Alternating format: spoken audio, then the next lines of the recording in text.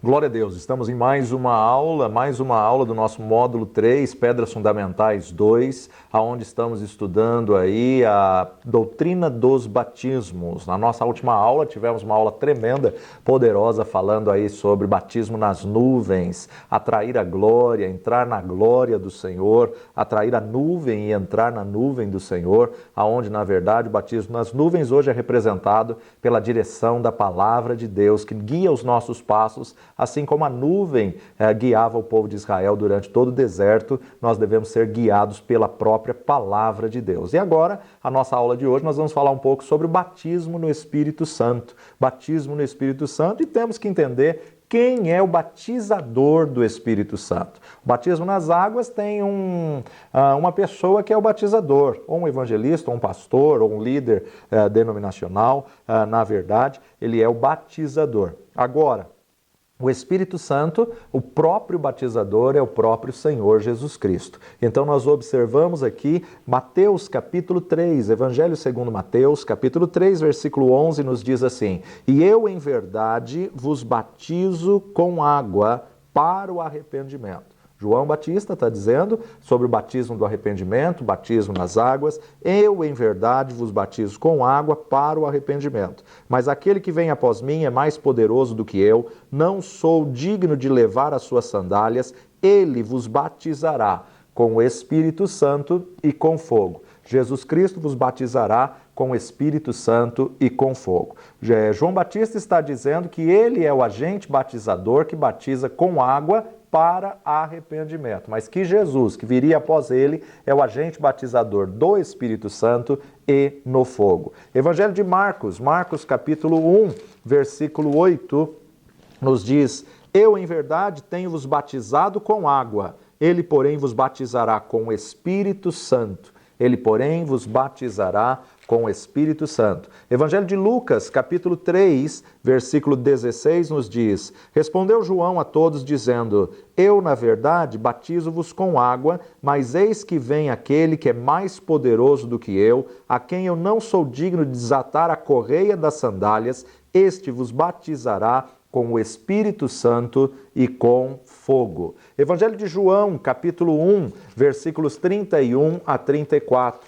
João, capítulo 1, 31 a 34, nos diz assim: "E eu não o conhecia, mas para que ele fosse manifestado a Israel, vim eu, por isso, batizando com água." João era ciente do seu chamado e sabia que, na verdade, ele veio preparar o caminho. E preparando o caminho, ele vai dizer: "Vim eu, por isso, batizando com água." E João testificou dizendo: "Eu vi o Espírito descer do céu como uma pomba e repousar sobre ele, e eu não o conhecia, mas o que me mandou a batizar com água, esse me disse: sobre aquele que vires descer o Espírito Santo e sobre ele repousar, esse é o que batiza com o Espírito Santo. E eu vi e tenho testificado que este é o Filho de Deus." Então, João Batista teve a testificação que Jesus é o Filho de Deus no batismo, quando, na verdade, o Espírito Santo pousou sobre ele na forma corpórea de pomba. E, na verdade, João Batista teve aí a revelação dizendo que ele vos batizará com dois tipos de batismo, com o Espírito Santo e com fogo. O Espírito Santo no crente. Nós temos que entender que, a partir do momento que a pessoa ergueu sua mão e confessou Jesus como Senhor e Salvador da sua vida, ela já tem o Espírito Santo. A palavra de Deus nos diz: ninguém pode dizer que Jesus é Senhor se não for pelo Espírito. Então, ela tem o Espírito Santo, mas ainda ela não tem a plenitude, o todo, o completo do Espírito Santo. Ela tem o Espírito Santo, mas ela ainda não foi batizada no Espírito Santo. Evangelho de João, capítulo 14, versículos 15 a 17, nós vamos observar que o próprio Jesus vai explicar sobre isso. João 14, verso 15: "Se me amardes, guardarei os meus mandamentos, e eu rogarei ao Pai, e ele vos dará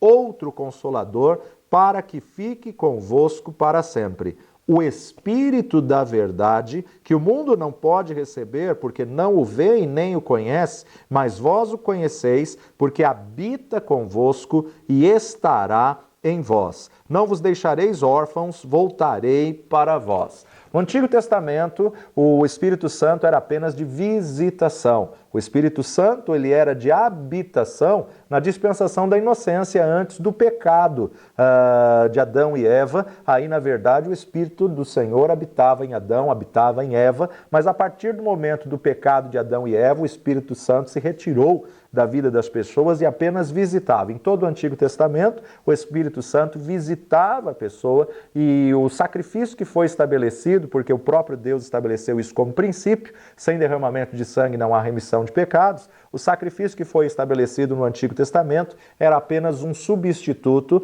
e por não ser um sangue humano, porque o sangue humano estava totalmente contaminado, porque um pecou, todos pecaram e destituídos estão da glória de Deus, porque Adão pecou, todos nascem pecador, porque ele vai gerar segundo a sua espécie pecador. Então, na verdade, nós vemos que o Espírito Santo não podia habitar no coração de ninguém e por isso que Jesus tinha que vir de uma outra espécie. Jesus tinha que vir de uma outra forma. Por isso que desde Gênesis 3,15 o Senhor diz da semente da mulher. Sabemos que a mulher não tem sêmen. Na verdade, o que o Senhor estava dizendo é a profecia de Isaías. A virgem conceberá e dará à luz a um filho. Jesus não veio da semente adâmica, Jesus não dependeu da semente de José, Jesus veio do verbo que se fez carne, né? Foi, na verdade, uma semente divina, o próprio verbo, a palavra de Deus, por isso que ele nunca teve pecados, ele foi gerado sem pecado, ele em tudo foi tentado, mas nunca cedeu à tentação e nunca pecou.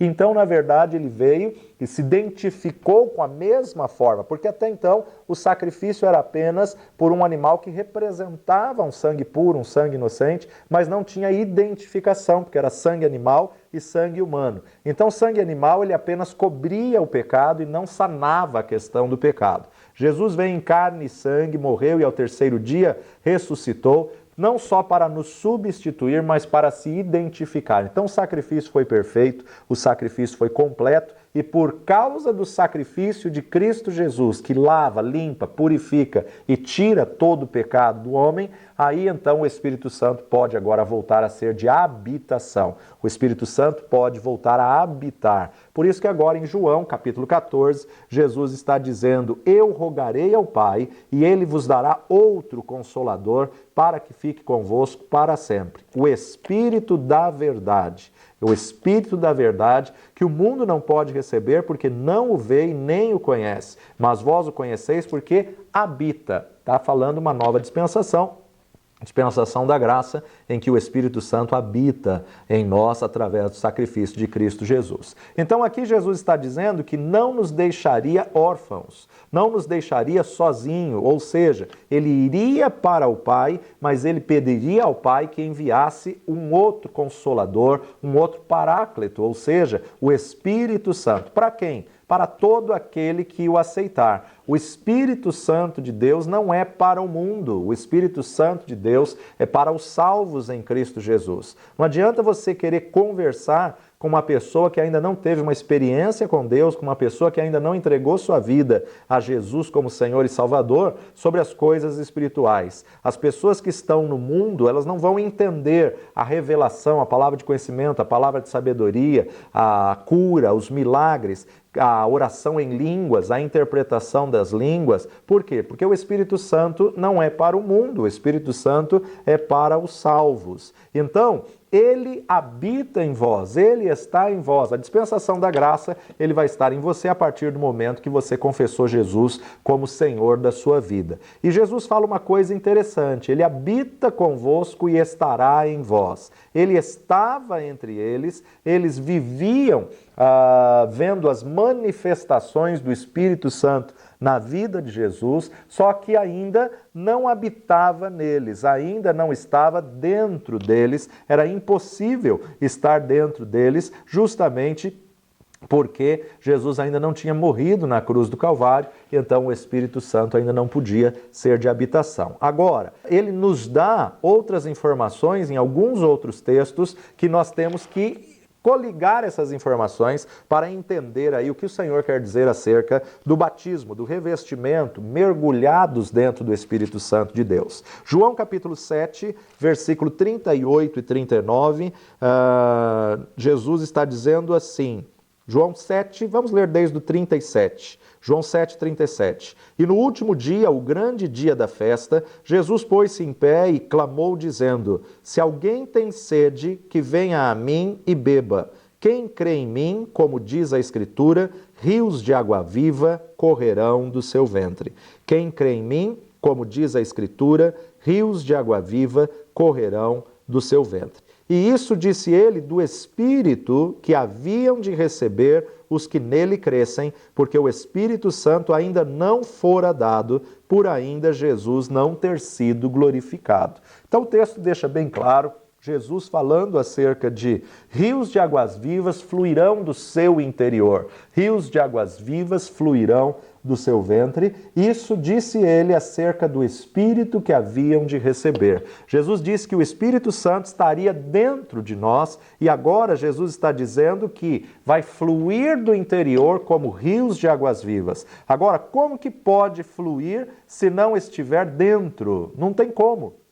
Ele tem que fluir, ele tem que sair de dentro para fora, uma transformação de dentro para fora. Quando você se converte, o Espírito Santo vem fazer morada no teu espírito, o teu espírito que estava morto, ressuscita, revive, renasce, e aí o Espírito Santo de Deus vem habitar no teu espírito, ele se manifesta e esse fluir, o Espírito Santo, começa, na verdade, a atravessar a alma e o corpo e a gerar transformação. O Espírito Santo não é um vento, o Espírito Santo não é uma pomba, o Espírito Santo não é um fogo, um óleo. Embora esses sejam símbolos do Espírito Santo apresentados na Bíblia, na verdade o Espírito Santo é uma pessoa, a terceira pessoa da Trindade. A importância de nós entendermos que ele é Deus, ele é um ser divino. O Espírito Santo é o Espírito do Senhor, que na verdade tem os atributos da divindade, onisciência, onipresença, onipotência, eterno, de eternidade passada a eternidade futura. Os únicos seres divinos é o Pai, o Filho e o Espírito Santo. Esses são os três seres divinos, os três são pessoa. A pessoa de Deus Pai, a pessoa de Deus Filho, a pessoa do Deus Espírito Santo. Nós vamos ter algumas matérias que vamos estudar especificamente a pessoa do Espírito Santo, a pneumatologia, o estudo da doutrina do Espírito Santo de Deus, mas nós entendemos que, como ser pessoal, ele se alegra, ele se entristece, ele tem suas características pessoais e ele pode se manifestar de algumas formas diferentes, como o vento, pomba, como fogo, como óleo, mas ele não é o vento, o fogo, a pomba, o óleo, ele é uma pessoa, a terceira pessoa da Trindade. Então, na verdade, essas manifestações são como as manifestações de cristofania no Antigo Testamento. O Cordeiro do Antigo Testamento apontava para Jesus, representava Jesus. Jesus não é um cordeiro, um animal, mas representava aquele sacrifício que era colocado diante de cada altar em holocausto, um sangue puro, um sangue inocente. Era um símbolo que apontava para a pessoa do Senhor Jesus Cristo. Capítulo 15 de João, versículo 23, Jesus vai nos dizer assim: aquele que me aborrece, aborrece também a meu Pai. Se eu entre eles não fizesse tais obras, quais nenhum outro tem feito, não teriam pecado. Mas agora viram-nas e me aborreceram a mim e a meu Pai. Mas é para que se cumpra a palavra que está escrita na sua lei. Aborreceram-me sem causa. Mas quando vier o Consolador, que eu da parte do Pai vos hei de enviar, aquele Espírito da verdade que procede do Pai, testificará de mim, e vós também testificareis, pois estivestes comigo desde o princípio. Jesus aí falando acerca da vinda do Espírito Santo de Deus e também falando acerca que o mundo o aborreceu, como também vai aborrecer a todo aquele que o segue. Capítulo 16 de João, versículo 13, Jesus ainda nos diz: mas quando vier aquele Espírito da verdade, ele vos guiará em toda a verdade, porque não falará de si mesmo, mas dirá tudo o que tiver ouvido e vos anunciará o que há de vir. Falar tudo que tiver ouvido e vos anunciará o que há de vir. Jesus se refere ao Espírito Santo sempre como um ser pessoal. Quando ele vier, ele falará, ele glorificará, ele ensinará. Então nós podemos ter a certeza de que o Espírito Santo é uma pessoa. O Espírito Santo não é uma força ativa de Deus. Uma força ativa não pode fazer tudo que o Espírito Santo de Deus faz. Em Apocalipse capítulo 2, versículo 7, o texto, Jesus nos diz: quem tem ouvidos, ouça o que o Espírito diz às igrejas. Ao que vencer, dar-lhe-ei a comer da árvore da vida que está no meio do paraíso de Deus. Quem tem ouvidos, ouça o que o Espírito diz à igreja. Aqui nos mostra que o Espírito Santo fala. Como um ser pessoal, ele tem vontade, ele tem desejos, ele tem sentimentos, ele fala, ele se expressa, ele se alegra, ele se entristece. Tanto é que em Atos capítulo 13, nós vemos que a igreja fazia contínua oração e o Espírito Santo falou com eles. Atos capítulo 13, de 1 a 3. Na igreja que estava em Antioquia, havia alguns profetas e doutores, a saber, Barnabé e Simeão chamado Níger, e Lúcio, Cirineu e Manaém, que fora criado com Herodes, o tetrarca, e Saulo. E servindo eles ao Senhor e jejuando, disse o Espírito Santo: apartai-me a Barnabé e a Saulo para a obra a que os tenho chamado. Então, jejuando e orando e pondo sobre eles as mãos, os despediram. O Espírito Santo falou, trouxe uma revelação. Então, o Espírito Santo, como pessoa, ele se expressa. Agora, você não vê uma força ativa falando, um vento falando, um fogo falando. O vento não é um ser pessoal, mas o Espírito Santo de Deus não. Além de ser um ser divino, ele é um ser pessoal, ele é a terceira pessoa da Trindade. Evangelho de João, capítulo 14, versículo 26, nos diz: mas aquele Consolador, o Espírito Santo, que o Pai enviará em meu nome, vos ensinará todas as coisas e vos fará lembrar de tudo quanto vos tenho dito. Uma pessoa e uma pessoa que ensina, uma pessoa e uma pessoa que nos fará lembrar, uma pessoa que traz aí a vontade de Deus, o coração de Deus aos nossos corações. Paulo vai nos dizer em Efésios capítulo 4, versículo 30, e não entristeçais o Espírito Santo de Deus, no qual estáis selados para o dia da redenção. Se você pode entristecer o Espírito, significa que ele tem sentimento. Ele pode se entristecer ou ele pode se alegrar. Isso tudo são características pessoais do Espírito Santo de Deus. Quando a igreja exalta o Senhor, quando Deus é glorificado na igreja e a igreja dirige todo louvor, toda adoração, toda exaltação ao Senhor, o Espírito Santo se alegra. E quando ele se alegra, ele se manifesta na igreja. Agora, o Espírito Santo é Deus, é um ser pessoal, a terceira pessoa da Trindade, mas é um ser divino, ele é Deus. Quando Jesus, ensinando acerca do batismo, ele fala para batizar, ele fala para se batizar em o nome do Pai, em o nome do Filho e em o nome do Espírito Santo, ou seja, as três divindades que existem, Deus Pai, Deus Filho e Deus Espírito Santo. Embora haja uma hierarquia, sim, entre os três são um. Deus habitando no seu interior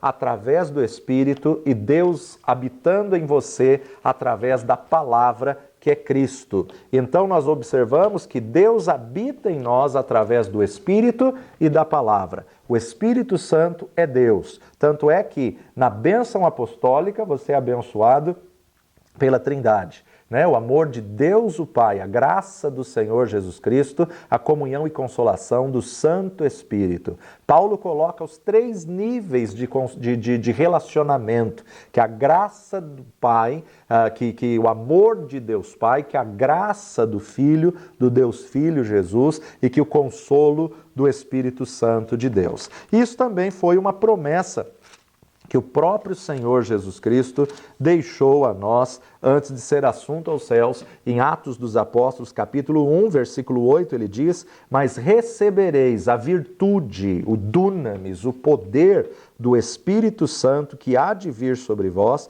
e ser-me-eis testemunhas, tanto em Jerusalém como em toda a Judéia e Samaria e até aos confins da terra. Ou seja, sem o revestimento de poder, não dá para fazer a obra do Senhor. Sem o revestimento do Espírito Santo, não dá para você fazer a obra do Pai. O batismo no Espírito Santo é esse revestimento, é essa plenitude, é essa virtude que você recebe do Pai. Para quê? Para fazer a obra do Senhor. Sem esse poder não dá para fazermos a obra do Pai. O Espírito Santo de Deus, como pessoa, ele é um ser onisciente, ou seja, um ser que conhece todas as ciências, o Pai de todas as ciências, assim como Deus Pai. Esses são atributos exclusivos da divindade. Onisciência, onipresença, onipotência só pode estar no Deus Pai, Deus Filho, Deus Espírito Santo. Todo ser criado não tem esses atributos da divindade. Mesmo Lúcifer, mesmo os anjos, arcanjos, querubins, serafins, anjos caídos ou anjos que mantiveram seu principado, não são seres oniscientes, não são muito menos onipresentes e nem muito menos onipotentes. Então, na verdade, nós vemos que esses são atributos exclusivos da divindade. Onisciente, onipotente, onipresente. E como um ser divino, o Espírito Santo tem esse atributo da onisciência. Atos dos Apóstolos, capítulo 5, versículo 3, nos diz: Disse então Pedro: Ananias, por que encheu Satanás o teu coração para que mentisses ao Espírito Santo? Veja que Ananias mentiu diante da oferta, ele disse que tinha vendido a propriedade por um valor e estava dando tudo, quando na verdade ele estava retendo a maior parte. E Pedro recebe isso por revelação, e Pedro diz: olha, você não está mentindo a mim, mas você está mentindo ao Espírito Santo de Deus. Por que encheu Satanás o teu coração para que mentisses ao Espírito Santo e retivesses parte do preço da herdade? Guardando-a não ficava para ti? E vendida não estava em teu poder? Por que formaste esse desígnio em teu coração? Não mentistes aos homens, mas mentistes a Deus. No versículo 4 ele diz: mentistes ao Espírito Santo. E no versículo 5 ele diz: não mentistes a homens, mas mentistes a Deus. Isso nos mostra que o Espírito Santo é Deus e Pedro tinha já esse entendimento. O Espírito Santo sabia de tudo.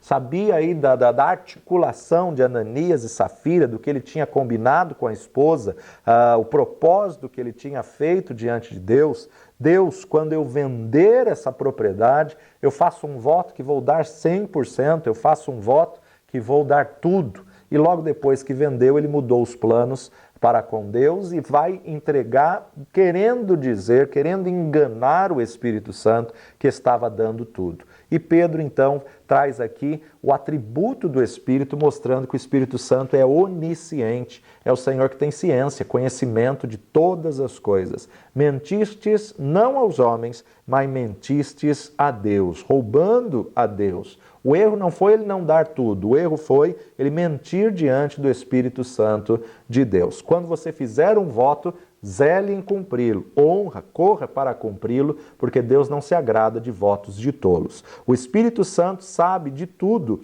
e dá uma palavra de conhecimento a Pedro. Quando você traz a revelação do passado à tona, isso é uma palavra de conhecimento. Toda revelação que trata o presente trazendo o passado é uma palavra de conhecimento. E toda revelação que trata o presente apontando para o futuro, essa é uma palavra de sabedoria. A sabedoria pertence ao futuro, o conhecimento ao passado. Mas o Espírito Santo, como pessoa, também é um ser onipotente, onipotente. Lucas capítulo 1, versículo 35, e respondendo o anjo disse-lhe: descerá sobre ti o Espírito Santo e a virtude do Altíssimo te cobrirá com a sua sombra, pelo que também o santo que de ti há de nascer será chamado Filho de Deus. Maria estava perplexa com a revelação que o anjo entregou para ela e não sabia como que ela ficaria grávida se ela não teve relacionamento com homem algum, e ali o anjo do Senhor disse: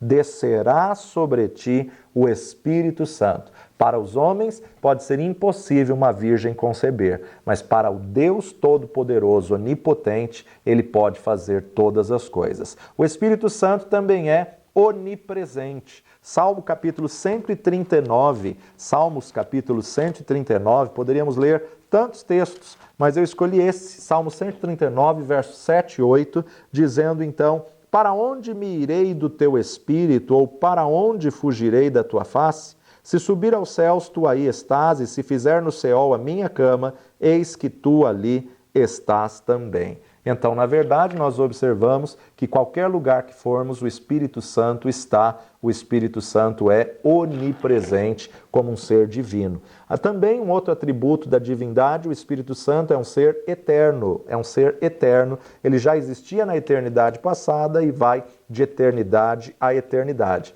O escritor de Hebreus nos diz no capítulo 9, versículo 14, 9:14, quanto mais o sangue de Cristo que, pelo Espírito eterno, se ofereceu a si mesmo imaculado a Deus, purificará a vossa consciência das obras mortas para servirdes ao Deus vivo.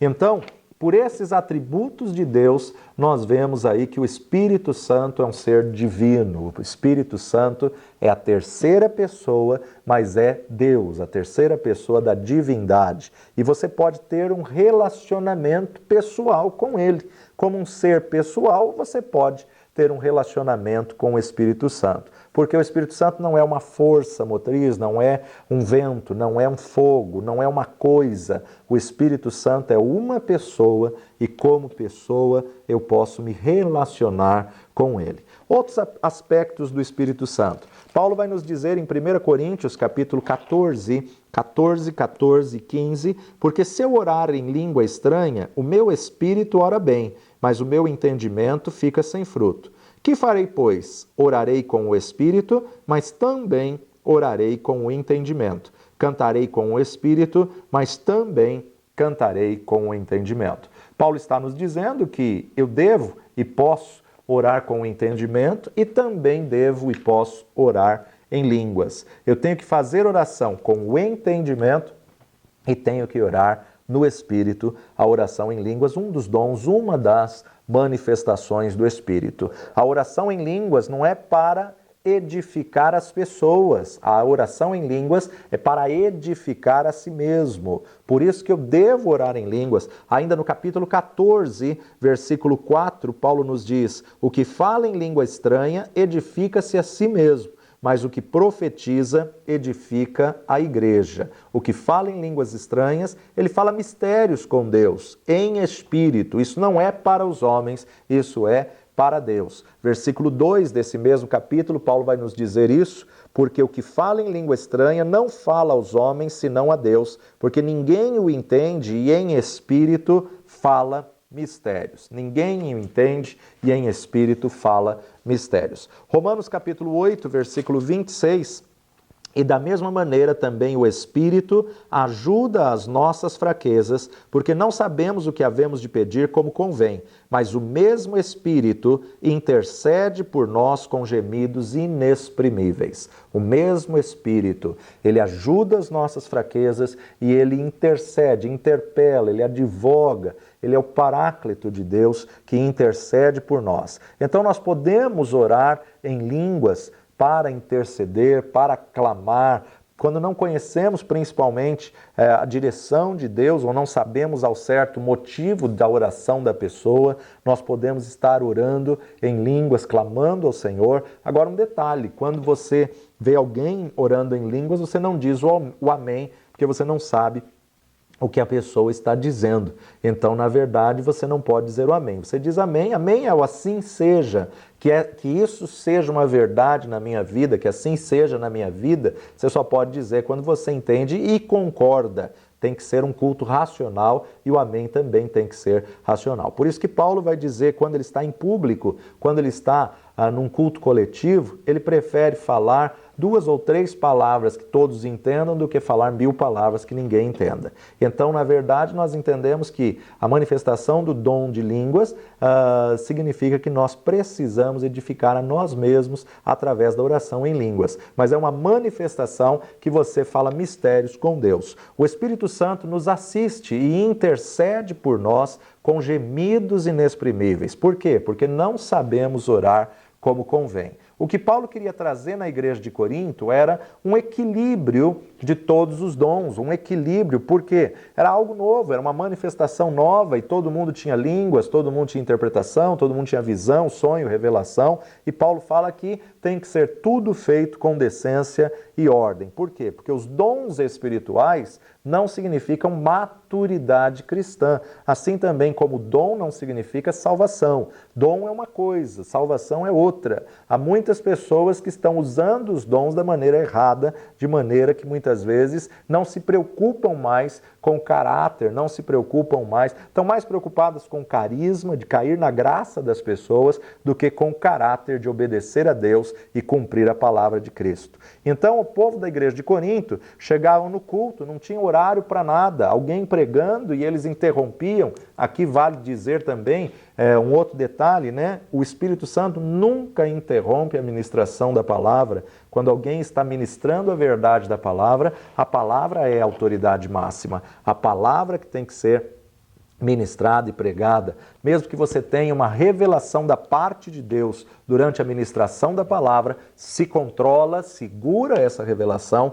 até terminar a ministração da palavra e depois então você entrega aquilo que vem da parte de Deus. Muitas pessoas dizem, não, mas aí eu vou esquecer. Se você vai esquecer, é mais um sinal que não foi da parte de Deus, porque aquilo que Deus fala, ninguém esquece. Então, as pessoas ali na igreja de Corinto estavam vendo muita confusão. Chegavam no culto, não tinha horário para nada, tudo era motivo de manifestações dos dons. Então, Paulo começa a ensinar a decência e ordem. Paulo diz que quando estiver na hora da palavra, todos devem prestar atenção à palavra de Deus, que ela é a autoridade máxima na terra, porque é a palavra do nosso Deus Todo-Poderoso. Em Atos dos Apóstolos, capítulo 2, quando houve o derramar do Espírito, a descida, o cumprimento do Espírito Santo, veja só, a partir do versículo 1 até o verso 4. E cumpriram-se o dia de Pentecostes, ou seja, 50 dias depois da Páscoa, 50 dias depois da crucificação, Jesus aparece 40 dias e nos últimos 10 dias eles ficaram em Jerusalém até serem revestidos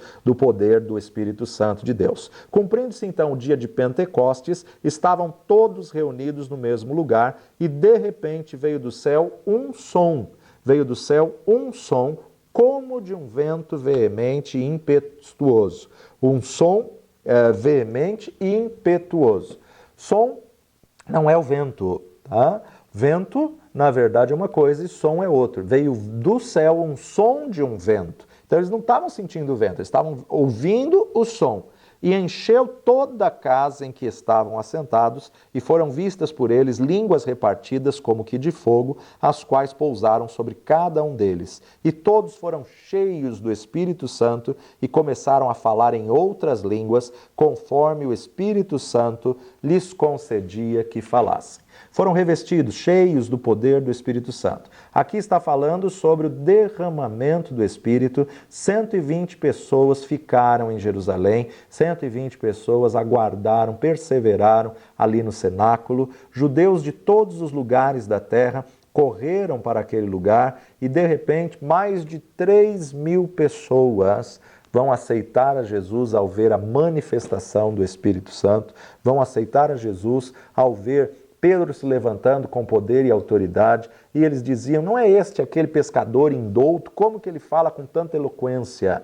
Né? Então nós sabemos que uma das figuras do Espírito Santo no Antigo Testamento foram as águas do dilúvio que romperam do centro da terra. Gênesis capítulo 7, versículo 11, Gênesis capítulo 7, assim como a palavra de Deus tem muitas cristofanias, ou seja, figura de Cristo no Antigo Testamento, também tem da figura do Espírito Santo. E Gênesis 7, 11 nos diz, no ano 600 da vida de Noé, no mês segundo, aos 17 dias do mês, naquele mesmo dia, se romperam todas as fontes do grande abismo e as janelas do céu se abriram e houve chuva sobre a terra 40 dias e 40 noites. Ou seja, uma figura do Espírito Santo no Antigo Testamento, uma forma de linguagem. A palavra de Deus ela é muito rica e aqui como figura do batismo do Espírito Santo vir do interior, como o próprio Jesus disse, nós já lemos aqui, ou seja, do seu interior fluirão rios de águas vivas.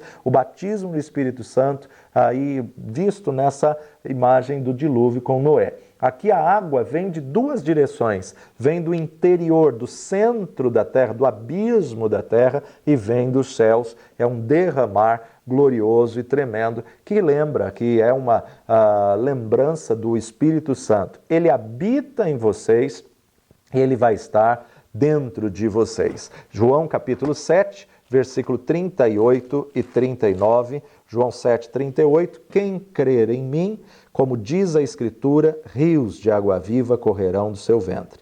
E isso, disse ele, quem? Jesus, do Espírito Santo, que haviam de receber os que nele crescem, porque o Espírito Santo ainda não fora dado, por ainda Jesus não ter sido glorificado. Algo glorioso e tremendo quando nós entendemos aí esse propósito de Deus através do Espírito Santo. As águas vieram de duas fontes, de duas direções. Para a gente concluir a nossa aula de hoje, nós sabemos que dentro do batismo existe, na verdade, dois elementos, ou podemos até colocar três elementos, né? Existe batizado em que, e quem é o batizador e quem é a pessoa que está sendo batizada. Então, um terceiro elemento, quem é a pessoa que está sendo batizada, é você. Você é o ser, o agente que vai ser batizado. Batizado em quê? Batizado no arrependimento, batizado no corpo, batizado nas águas, batizado nas nuvens,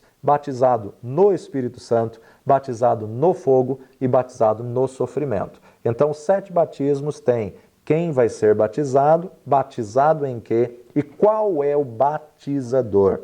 Qual é o batizador? Então, por exemplo, nós vemos que o batismo no Espírito Santo, quem é o batizador? Quem que vai batizar a pessoa no Espírito Santo? O próprio Jesus. O próprio Jesus, ao qual João Batista diz, eu, porém, vos batizo com água para arrependimento, mas após mim vem um que é mais poderoso do que eu, ele vos batizará com o Espírito Santo e com fogo. Então, o batizador do batismo no Espírito Santo é Jesus e o batizador do batismo no fogo também é Jesus. Mas e os outros? Batismo no arrependimento. Batismo no arrependimento, o batizador é o Espírito Santo, porque é o Espírito Santo que convence o homem do pecado, do juízo e da justiça. Então, batismo no arrependimento, ele na verdade, a palavra de Deus nos diz, ninguém pode dizer que Jesus é Senhor se não for pelo Espírito. Ninguém pode dizer que Jesus é Senhor se não for pelo Espírito. É o Espírito Santo que convence o homem do pecado, do juízo e da justiça. Então, o batizador do batismo no arrependimento é o Espírito Santo de Deus. O batizador para o batismo nas águas é um homem, um pastor, um líder, um diácono, um obreiro, um presbítero ou um apóstolo, né? É alguém que vai te batizar nas águas. Esse é o batizador, é o único que tem um componente humano aí, né? Depois nós vemos o batismo no corpo de Cristo. O batismo no corpo de Cristo, quem vai te colocar no corpo como Ele quer é o próprio Deus. Então, o batizador do corpo de Cristo é o próprio Deus. Deus coloca cada membro no corpo, que Deus Pai. Deus coloca cada membro no corpo como Ele quer. Ele é o batizador do batismo no corpo de Cristo. E o batismo no Espírito Santo é o próprio Senhor Jesus Cristo. Ele é aquele que batiza com o Espírito Santo e com fogo, com batismo com o Espírito Santo e com fogo. E o batismo na nuvem, o próprio Deus que na verdade vai dar direção através da sua palavra. E por fim, o batismo no sofrimento também é Deus Pai. Quando chegarmos no batismo do sofrimento, você vai entender, porque muitas pessoas, quando passam pelo batismo do sofrimento, acham que são coisa do diabo, que é o diabo que está fazendo. Não, não.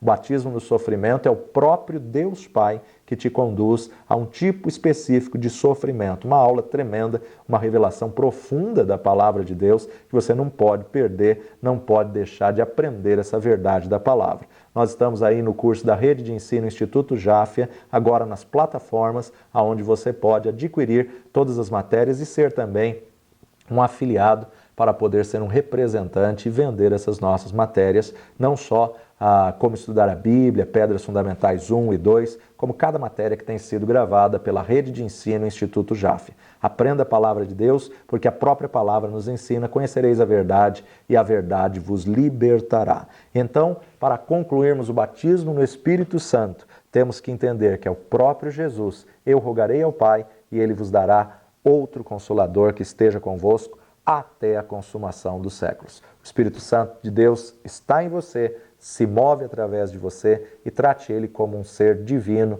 e um ser pessoal na tua vida. Tenha uma experiência gloriosa com Ele para que você possa, cada dia, viver o melhor de Deus na tua vida. Nossa próxima aula estaremos falando sobre batismo no fogo. Até lá, que Deus te abençoe grandemente. Um grande abraço no nome de Jesus.